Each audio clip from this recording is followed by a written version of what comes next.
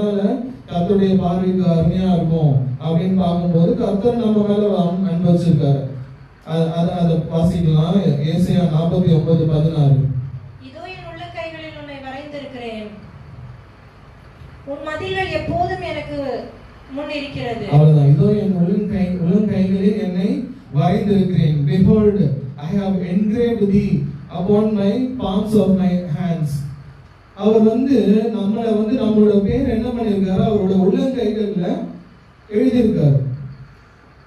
இப்போ யார் ஒருத்தரோட பேரை அவங்களோட கையில எழுதுறாங்க. இப்போ அநேக உலகத்தார் வாலிபர்கள் நம்ம பார்த்திருப்போம்.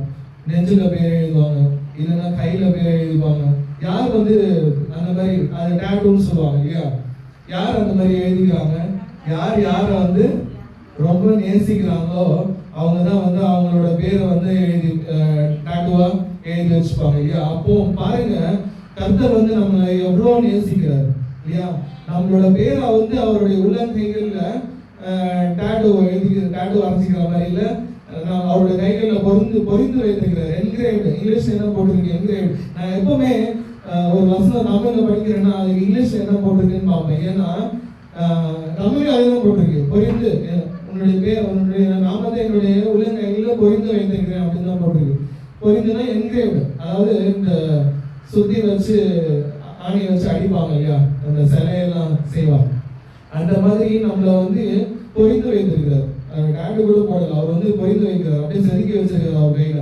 அப்போ நம்மளை நம்மளுடைய பேரை அவருடைய உள்ளங்கைகளை எழுதி வச்சிருக்காருன்னா அவர் நம்ம நம்மளை நேசிக்கிறாரு இல்லையா?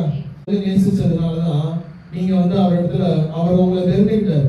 நீங்க அவரை தெரிந்து கொள்றதுக்கு முன்னாடி கர்த்தர் உங்களை தெரிந்து கொண்டார். அவர் உங்களுடைய பேர் அவருடைய உள்ளங்கைகளை எழுதி வச்சிருக்காரு.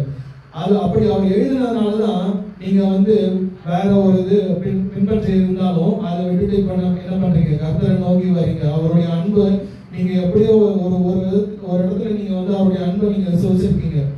அதனாலதான் நீங்க இப்ப இந்த இடத்துல உட்காந்துருக்கீங்க. நீங்க இங்க உட்காந்துருக்கீங்க அப்படின்னாலே நீங்க இங்க இருக்கிற எல்லாருமே உங்களுடைய பேரை என்ன பண்ணிருக்காரு? கர்த்தர் அவருடைய உள்ளங்கைகள்ல பொருந்து வைத்திருக்கிறார்.